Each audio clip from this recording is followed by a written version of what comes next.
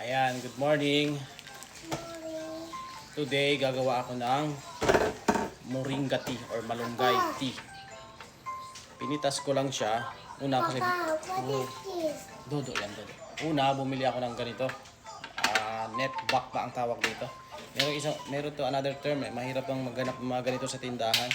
Ewan ko sa online, meron bang ganito. Bumili ako ng ganito, tapos pagpitas ko ng mga mga malunggay, nilagay ko lang dito. Yan, sinalangsang ko na lang dito.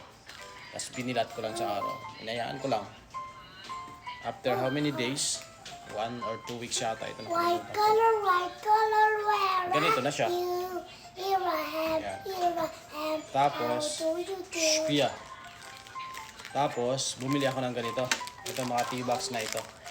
31 pesos lang ito, 100 pieces na. So, kaysa bumili tayo ng mga tea sa online or kahit saan. Bay, mga green tea, mahal. Kung benefits lang ang pag-uusapan itong malunggay, talo ang mga na yan, yung mga green tea na yan. Sa lahat ng tea, pinakamaraming benefits ang malunggay. Sa mga vitamins, etc. Ang daming benefits kasi ng malunggay, di ba? Alam natin yun.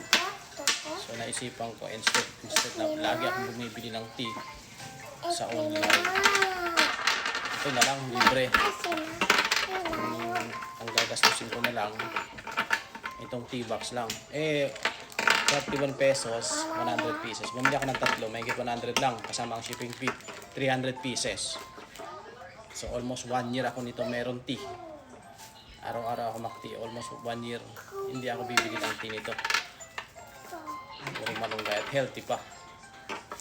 Nakakasiguro ka pa na malinis kasi ikaw may gawa. Gawa na rin kayo ng sarili ninyong tea. Healthy na kayo, makakatipid pa kayo. Ilalagay ko yung link, itong about dito sa dito sa tea bag, para makabili din kayo ng mga tea bag na ganito. Okay? Yung ito hindi ako sure kung meron dito sa online. Pero ito binili ko dito sa TikTok. Ilalagay ko yung link diyan.